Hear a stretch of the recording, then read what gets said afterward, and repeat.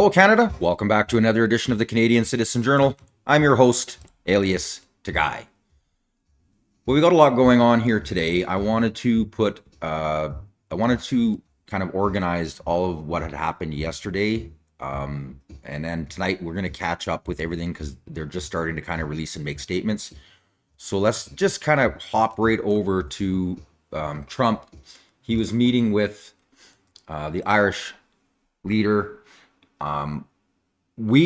Canada has become such a disaster.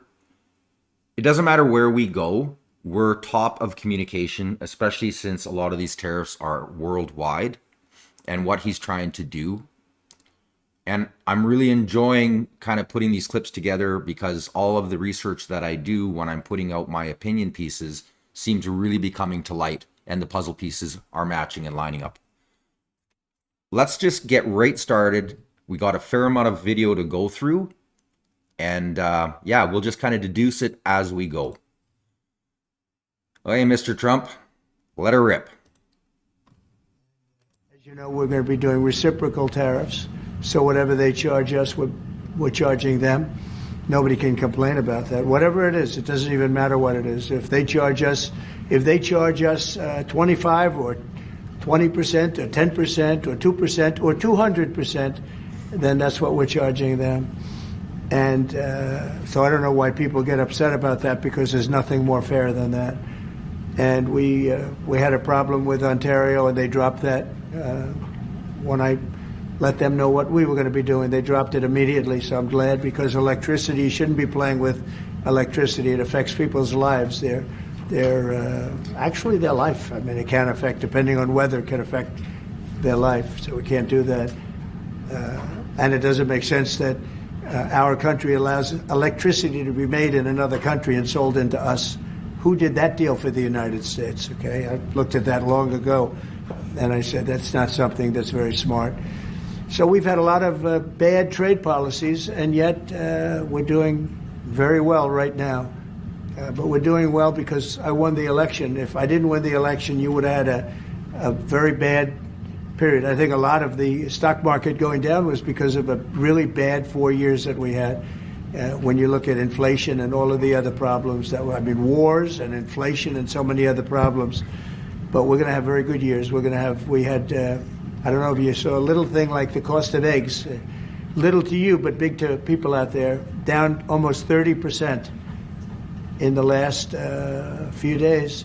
We got it down. We did a lot of things. We have a great Secretary of Agriculture, and we did a lot of things that got the cost of eggs down very substantially, and so many other things. A very big thing that I'm very happy with is oil is down to $65 a barrel, and that's faster than I would have anticipated. We put on the gas, we stepped in the gas in order to get oil, and what's happening. So we're getting that down, and when energy comes down, prices are going to be coming down with it. So in a very short period of time, we've done a very good job. And I think that the tariffs that we're talking about, and again, reciprocal, I think that the tariffs, there are some cases where they're a little beyond reciprocal because, we've been abused for a long time as a country. We have been abused really for a long time, and we will be abused no longer. Okay. Are you going to retaliate to the EU retaliation? Education, sir, would you describe for us, is this meeting your vision by cutting about half the workforce? And what responsibility do you feel to the civil servants who have now lost their jobs? Okay, so a lot to kind of take in on there. He speaks in hints, but obvious hints.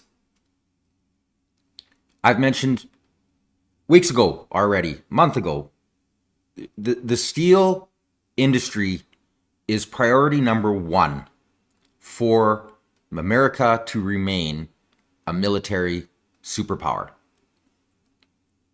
He needs it. Most of the countries that are getting the tariffs on aluminum and steel realize this, but he's got two factions that he's battling because of their, we'll just say, abuses that they've been putting on. One of them is the EU, and the other one is Canada.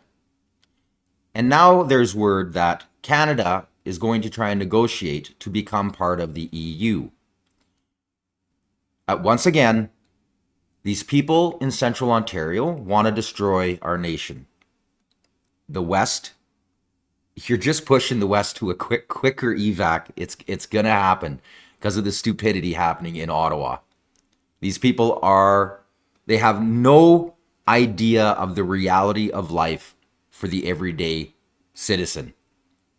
They live in la la land, and they protect cartels. They protect themselves, and they sacrifice any citizen that gets in the way.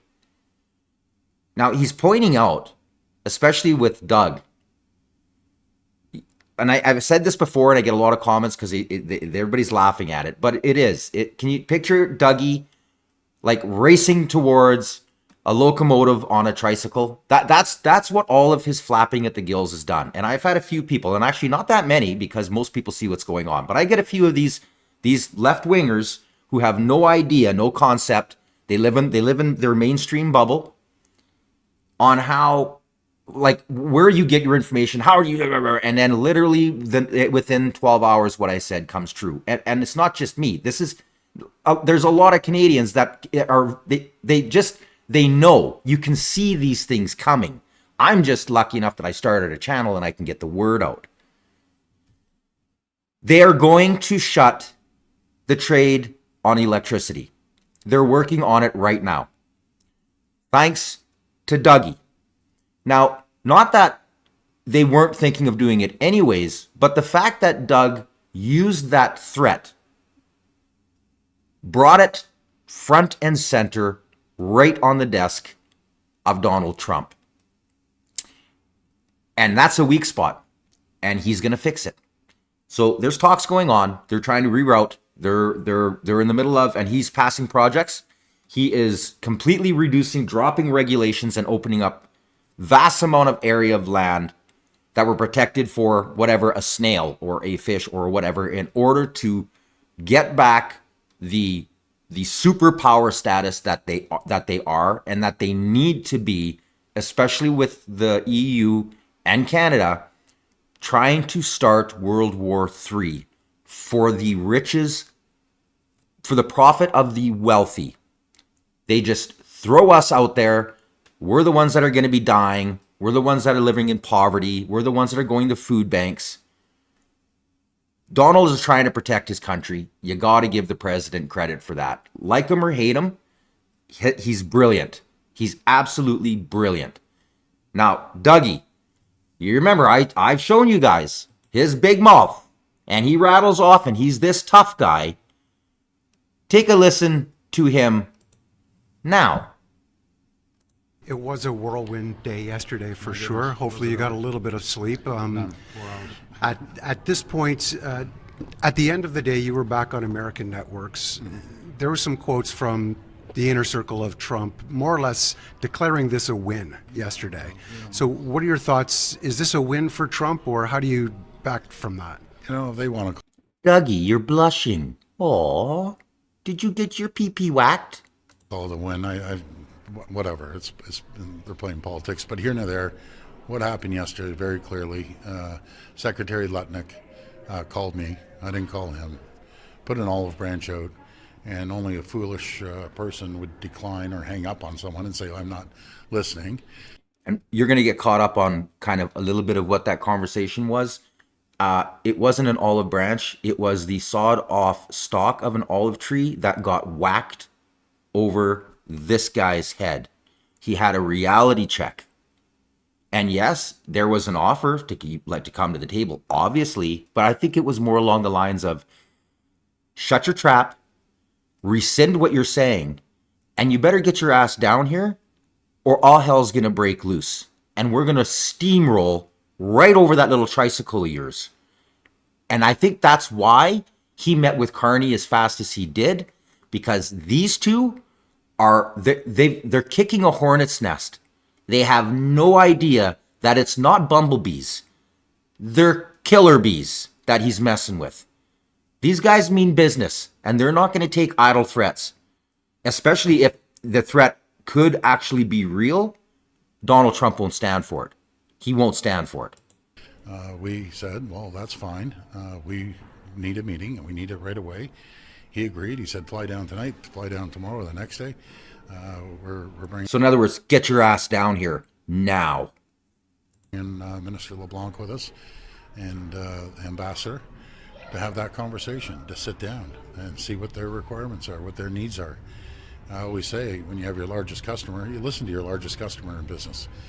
And we'll sit there and listen and make sure that we bring that information back and sit around the table. It's the federal government that's leading this, not myself. They're going to lead the negotiations. We'll have a very loud voice in that conversation, along with all the other premiers. These people, I'm telling you, and the media, the mainstream is still pushing out. They're trying, it's all fear, hate, and division, trying to get the Liberals reelected again. This has got to stop. This has got to stop. Make sure you like, share, subscribe, get it out there. And if it's not me, if it's somebody else that you watch that's speaking truth to power, make sure you spread the word. People need to see this. They need to see the media debunked. They need to see reality put in front of them in order for them to change their minds and educate themselves. That's the main problem with arguing with a lot of these people, is they right away, they just call you a racist or a bigot. They throw some slanderous word at you. They become destructive and they run away. We have to have a dialogue. We have to be able to educate these people by showing them the facts. All mine are in the description. I post all the links. I don't twist or edit. I'm giving you solid facts, solid interviews, solid, everything's truthful that's coming out for the most part of what these guys are saying. And then you get my opinion because I'm doing a lot of research in order to not only build these clips for these episodes, but in order to stay 2 steps, 3 steps ahead of where everything is going. It takes a lot of research, takes a lot of time. And there's a lot of people that they don't have the time. They don't. Make sure you like, share, subscribe, get the word out, pass it around. I've had a lot of people contacting me about the Alaskan Highway. Nobody knew that the states built it. I love history. I study history. That's what I read and watch. That's what I deal with. Propaganda. I deal with politics. These are just things that I'm fascinated by. I've always been interested in. And when I laid that out in a video, all of a sudden people were like, "What? What? EB wants to tax a highway that we didn't even build?" They weren't even aware the Americans built that highway. That this needs to get out. People need to understand the reality of what life is, what Canada is, and start holding the politicians accountable. And I've said it many times. Those who don't know history have no right to lead us into the future. You just can't do it. And every single person right now that's in a position of power, albeit Daniel Smith is the only one who seems to be keeping cool, calm, and collective. She's made a couple pretty silly mistakes, like the liquor. That was bad. And by the way, word's out there, there's a whole bunch of viral videos. The States is now going to boycott on their own Canadian whiskey. Who is the largest buyer of Canadian whiskey? The United States. The United States consumes more than Canada does of our Canadian whiskey. And they're just not buying it. And it's gone viral. There are millions of people who are joining up and getting on board. The videos are wild to watch. Maybe I'll build some later, build a little collage here for another episode. But just so you're aware, Dougy, you've created hell on earth for Ontario.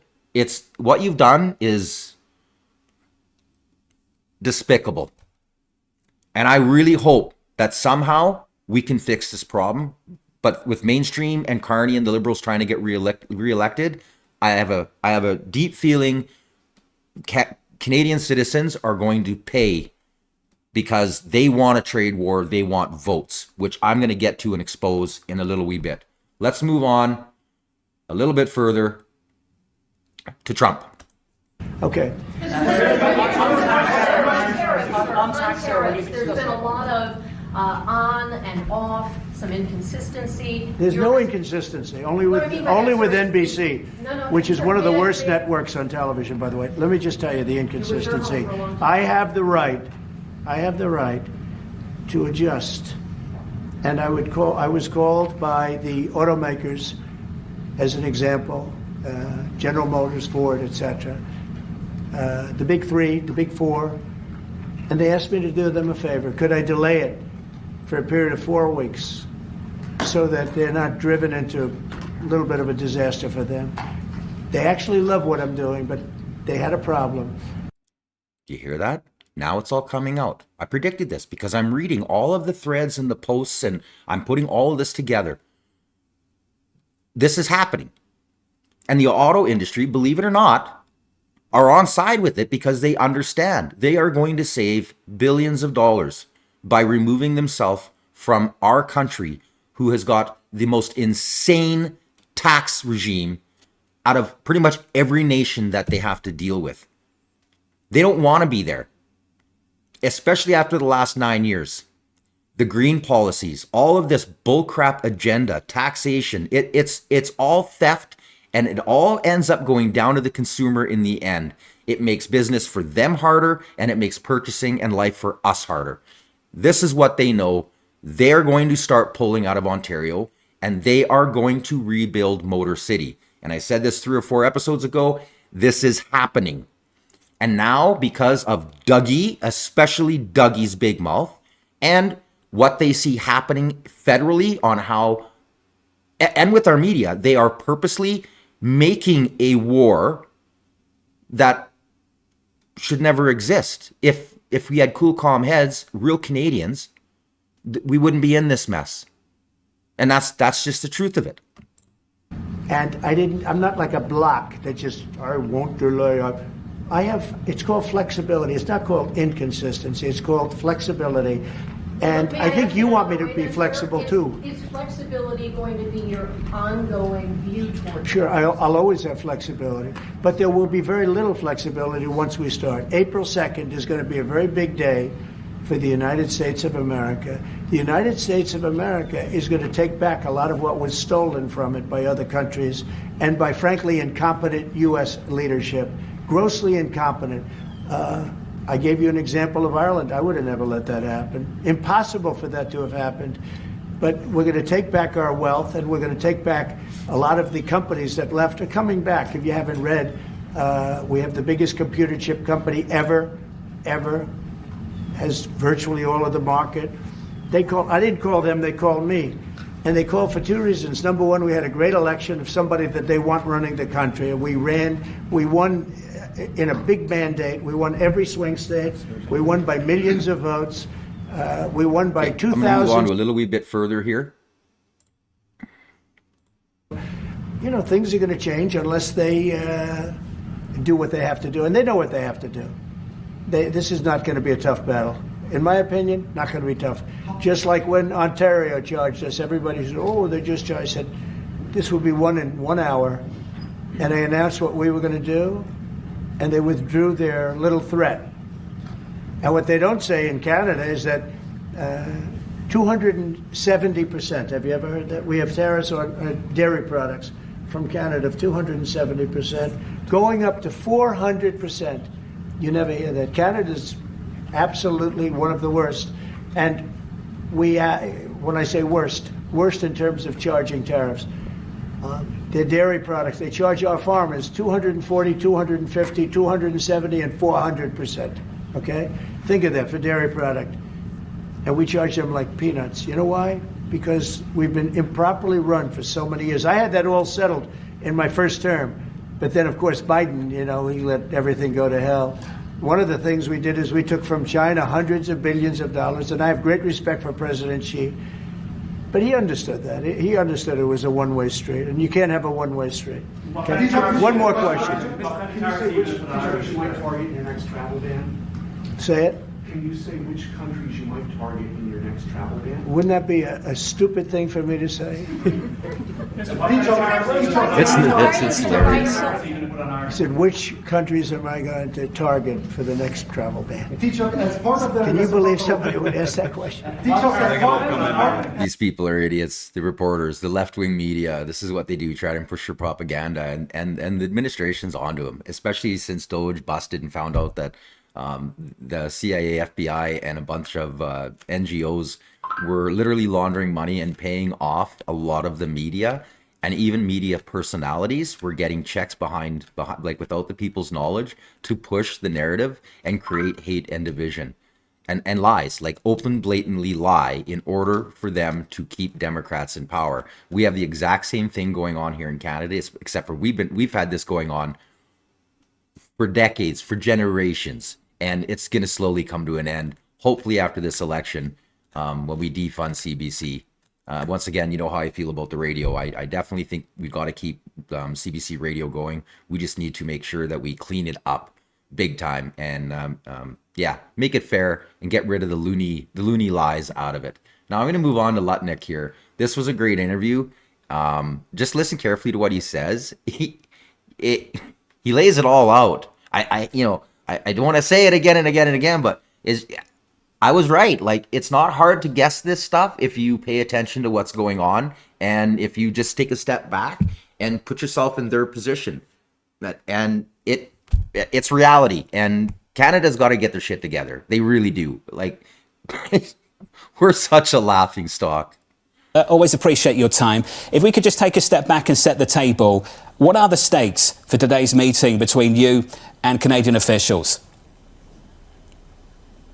Well, I think the stakes today, if you take a look at it from the big picture, is the United States said we need to have steel and aluminum domestically in America. In national security, you need metals to make bullets, you need metals to make munitions, you need metals to make everything. And Donald Trump is very focused on, let's make sure the key ingredients that are necessary to defend America are made here in America. And these other countries, they just don't pay attention. I mean, how many times do I have to say national security is important? And if you do like the EU and you respond by putting a tariff on Kentucky bourbon, which used to piss off Mitch McConnell, which doesn't really matter anymore, you got to wonder, really, do I have to deal with this stuff? But alas, we do. Mr. Secretary, let's get to Europe in a moment. Let's just stay on Canada, and then we'll work our way to the EU if we can. For the Canadians, as you know, they've put tariffs on around $21 billion of US goods. Will that change your approach to today's meeting? Well, I mean, take a look at that again. Let's take a step back. National security, we put a tariff on steel and aluminum to make sure the dumping countries of the world stop and we can build up our steel and aluminum in America. And what does Canada do? They put a tariff on sports equipment. I mean, really, this is just, it's tone deaf. Listen to the president. National security matters when he calls out things like semiconductors. He calls out pharmaceuticals. He calls out autos. These are things that matter to us as a country. And if you're going to respond to us with sports equipment, you're just not listening to President Trump. Now, I said this on a previous episode. We're on the same continent. If we had real politicians, real Canadians who had an interest in not only our Canada, but the safety of our continent and what we can do globally to stop war. We have some of the best negotiating chips with the United States. We are incredibly similar. Our culture is completely intertwined with each other. These people have the ability, because we are freeloaders, because our government, for some reason, isn't Canadian and doesn't keep up to their word, like NATO. We owe money. People are tired of paying for us to be hanging on and sucking hind tit. This has to end. Why aren't they negotiating? Why aren't they saying, hey, actually, we can make you a wicked deal. How about we double the amount of Canadian steel and aluminum that we send down to you? You guarantee to buy X amount of excess, and we can do it through ingots, through raw, or through pre-processed into certain tubular forms or whatever they need. Work that negotiation, and then within it say, we will take whatever tax that Canada has on it, we'll take 50% of that and it'll go straight towards the military spending. That's how you negotiate with people like Trump. It's got to be proactive. It's got to help not just US, but it's got to help the world to the best way possible, balancing both sides off. We have these abilities, but oh, right. Minds are leaving because our eco warriors have laid so many taxes, regulations, and zero go zones that you can't build crap in Canada. You can't mine. You can't do crap. We've been shuttered by the WEF and the global elites so that they can go into third world nations and absolutely destroy those environments, ecosystems, and economies because our mainstream doesn't tell you what's going on. I urge you to watch previous episodes of mine, especially with Mark Carney's Brookfield, where I broke a whole pile of what he's doing. I broke a pile of crap, like them burning Brazil down, the lawsuits from certain jurisdictions trying to sue them, the dams that they were building that really they did nothing other than please the aesthetic idea that, oh, we have carbon credits, so we can take over a business, or you have to pay us for our carbon credits. And in the meantime, they flooded out vast areas of land, and the indigenous people have been living on for thousands of years. I mean, the whole idea 5 years ago that Brazil was burning and our liberal goofballs with the NDP were screaming, see, this is going on. But when the financial guy who was giving them advice, his company was the one doing it. And all of these liberal and NDPs are invested in part of this WEF global agenda. They're not the good that the media and they like to tell everybody. These are the most evil people on the planet, and Trudeau is one of them. And now that we finally got him to back down, put his head up his own ass, and get away, they appointed another one. We went from a captain, WEF captain, to a WEF general. And this guy is a complete psychopath. He doesn't care who he hurts to stay in power. He doesn't care. It's up to Canada to do something about this. Let's continue. Secretary Lutnik, how much are the conversations today actually about bringing up the negotiations when it comes to USMCA? Well, USMCA, we set aside USMCA. So the United States made a deal with both Mexico and Canada that said if you have enough U.S. content in certain products, or it's actually made domestically, they can trade between our countries tax-free. That remains intact. What is outside of that is both things that don't have that American content that are imported from other countries.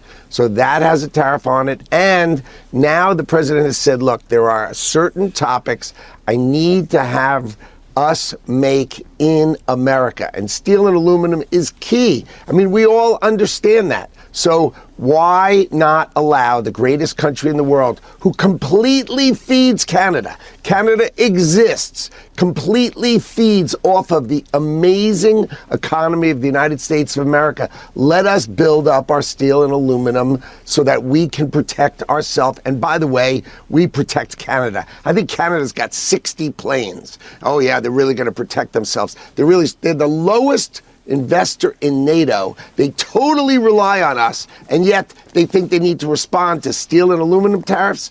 I mean, everybody is so used to picking off America, so used to it that they can't even stop. Donald Trump is here to say we need to be treated fairly, and we need to be treated fairly now. Do you think this approach, if you articulate this to the Canadians today, will help bring down the temperature? I do. I think once you actually breathe and think steel and aluminum, America needs steel and aluminum. I mean, if you respond like the British didn't respond, the Mexicans didn't respond, you have some countries that actually thoughtfully examine how they do business with us. And then you have people like the Canadians who are in elections, so you have no idea. You think it's about a trade war. This is their way of getting election votes. And the EU, the EU has just so many years treated us so harshly. I mean, the truth is the truth. They know it. They see what's going on. Look at Mexico. He talks to their like, he's in constant communication with people who want to actually come out and start to barter and negotiate and realize the truth of what Trump is trying to do and get away from all of the bullcrap of the media. And these other leaders are coming forward and they're saying, well, actually, that makes total sense. Yeah, we can do this or we can do that. And can you help us this way? And Trump even said it. He helped them out in a huge way, especially with the drug cartels down there and listing them as terrorist organizations, with Canada finally has done. And in the meantime, Canada, they won't even talk. Why? Because they're all corrupt. They're all part of the system that Trump is trying to tear down. He's trying to tear down this socialist green agenda that is destroying economies and peoples, and all for lies. In the meantime, in their wake, they are burning complete countries, flooding countries out. The way they treat Indigenous people and citizens of the world is embarrassing, and they do it in the third world countries. It's absolutely ridiculous. And here's Canada buying blood oil. Like, this has been going on for generations. This is where the West keeps saying, hello, hello. Like, are we the only Canadians left here? Why are we doing this? Our government? Nope, we're going to fight because there's an election coming. Doesn't matter. The earth can burn. Canadians can starve to death. Your economy can go to shit. We don't care. We need to win the election. That's what the Liberals are doing right now. That's what they're doing. He just said it literally right out in the open, and all the evidence is there. You're watching it live on mainstream media and listening to our politicians. Now look at Doug, tail between his leg. He's probably got home crying right now, getting ready. We're at the hotel getting ready to have this meeting because he knows he's going to get thrashed on. That olive branch is, like I said, it's an olive trunk. Reality just slapped him in the side of the head. Canada's got to wake up. Make sure you like, share, and subscribe. You just can't stop. Look, their tariffs are way up here and our tariffs are down here. How about relax? Let us balance it. We are your largest, most important trading partner. Treat us with respect and let's get a little balance. And Donald Trump is out there saying balance, balance, balance. April 2nd, he's going to describe his balance. We're going to do it together. We're going to describe our trading policy. We're going to describe our balance. But remember, semiconductors, we need to have them in America. Pharmaceuticals, we need to have in America. Cars, we need to have in America. And steel and aluminum, come on, America. Oh, and lumber as well. And These wine are and important champagne. things for our national security. And the wine and champagne, sir. No, Don't forget the wine and champagne. Come on, that's just that. If you make him unhappy, he responds unhappy. But come on, let's get back to the core basics here, which is a trading policy that says America has allowed the world to lean on us, to take from us, to grow off of us. And now it's time for a little balance. We've got a $2 trillion budget deficit. We want to bring certain jobs home. Let the president do the right thing for America. He will respond after we're done organizing things to make sure the world grows. But today, just remember, he's the president of the United States of America. He's not the president of the world. He's going to take care of American workers, and it is time. Mr. Secretary, I just want to make sure that the audience is in on our little joke there because... Okay, so the joke, that's kind of what Europe is doing now, kind of the same thing as Canada. They're targeting specific areas in order to, well, it's election interference is what it is. They're trying to alter the elections through manipulating certain things that they tax. Remember what they say, right? Pointed and targeted tariffs. It's actually election interference, and the fact that they're these people are loonies. They have no idea of reality, and like I said, we're gonna pay for it because we've got such schmucks for leaders. It's just, that's what it is. That's what it is. Well, you guys, I'm going to call that good for the day. Like I said, I've got a lot to catch up on. They're in the meeting right now. I'm definitely going to be watching a lot of the threads and conversations that are coming out from all the individuals involved that are in and out of those doors. And a little note, another media outlet that I normally back up, and I really supported them to try and help them. And I helped them, not like lots, but I got them a lot of different viewers and brought them to attention. And then they end up dropping this where they think that they're dropping some bombshell with this ad scam. You guys are 3 weeks behind. Give credit where credit is due. I broke that. And there was another gentleman, Rick something. He did amazing work. He followed the money. So while I was breaking out all of the individuals and the corruption of certain agencies that were getting money from the government, and everybody within that agency were NDP and Liberal staffers and party people, And then he ended up where I had a dead end. I had no idea how to kind of trace the money. He ended up finding the money, and like he blew the lid off the money end of it. I was so impressed by him. This guy's great. I'll look him up again and get his name, because he's definitely deserves the credit. He actually does a lot of these shorts, and he does an incredible job on breaking down and showing all of the evidence behind him. I'm a fan of his now. But as for the other channel trying to take credit for this, like Monk, you're 3 weeks late. You're late. We're supposed to work together. If we work together, we can get out to a larger audience, and it helps all of us grow our numbers, which is kind of the goal. I mean, I don't make any money with this. I don't have enough viewers. I need help kind of sharing, subscribing, and getting it out there, so that I can actually maybe do this full time and do even a better job for all of my viewers and for Canadians. I mean, that's why I started the channel. So really disappointed in that one channel, thinking that they broke the story. You're 3 weeks behind. Move on. I will not be mentioning your name again. I'm so disgusted. Divided we fall. Just remember that. Divided we fall. Good content creators and people who do homework, I will support you 100%, even if it takes viewers away from me. If you do an exceptional job like this Rick guy does, I'm going to send him as many viewers as I can. I like what he does. And he does good work. He deserves the credit for the financial end of it. I could use a little bit of credit for the fact that I blew the story open in the beginning and found out that the company that was actually creating these ads, they make 90% of the revenue off of government agencies and government grants to other companies that then hire them to do it. And like I said, they're all NDP and Liberals. And then I ended up finding out that the Monk was involved, and these people are all on CTV and CBC, and it's you're late. Give credit where credit is due. I'm not apologizing for putting this on the end of the video. I've been frustrated. I threw a comment on there last night. I got a couple nasty replies, and I just went, you know what? I'm not going to give them the time of day. It's not worth my breath to even try to discuss anything with people like this. So that's my rant at the end of my episode. Please like, share, and subscribe.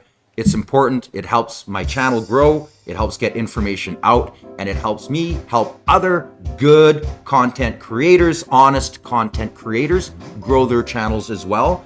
And we need to do this as we destroy mainstream. We need to build up a competent, trustworthy media, independent media that's supported by the people, that aren't supported by pharmaceutical, aren't supported by government. We are free and independent for the people. There is no sides. It's just honest and straightforward. So until next time, you've been watching the Canadian Citizen Journal. I'm Alias Tagai. I will talk to you soon.